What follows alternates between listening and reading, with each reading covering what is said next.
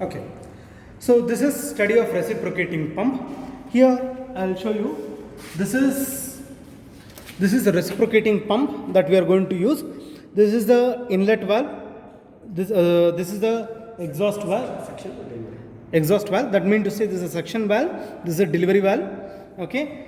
When you are starting the experiment, both the valves should be completely open. It has to be completely open. Okay. And coming here, this is the pulley that you are going to. This is the pulley that you are going to change the speed. Okay. You are going to vary the speed.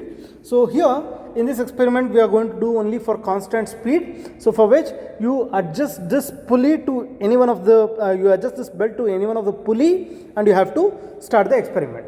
Okay. So what and all readings that you are supposed to take here, I will tell you.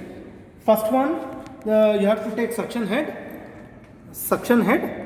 delivery head, speed, time taken for 10 revolutions. Okay. So these are the things that you are supposed to take, and time taken to fill 10 rise in 10 centimeter.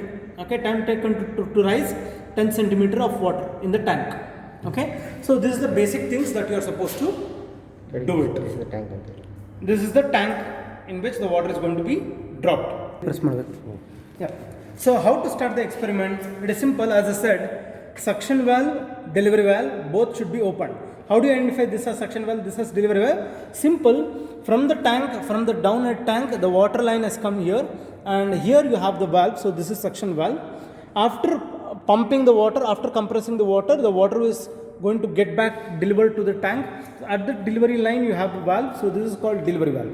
Okay, make sure both the valves are opened before you start the experiment. Now I am going to switch on the pump. The moment I switch on the pump, I have to first initially I have to adjust the suction line. I have to close the suction line. How much should I close? You should close this till you read 600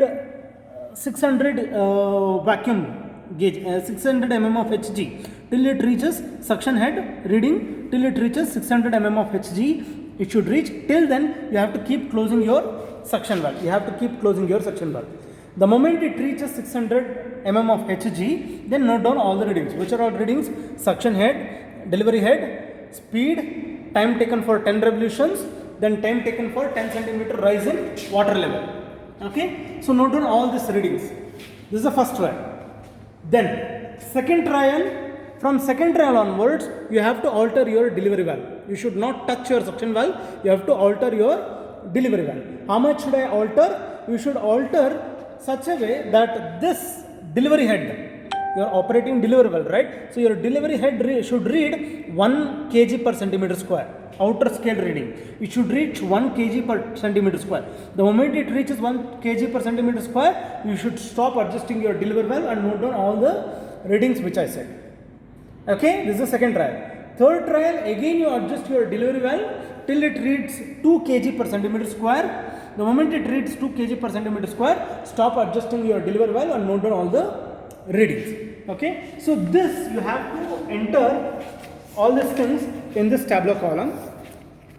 Enter all the readings in tabular column. Vacuum gauge reading, suction head, the pressure gauge reading, delivery head, total head, time taken for 0.1 meter rise in water level, time taken for 5 revolutions, calculate discharge. Discharge is area of the tank into rise in water level divided by time taken. You will get the discharge. Speed, power output, power input, and efficiency.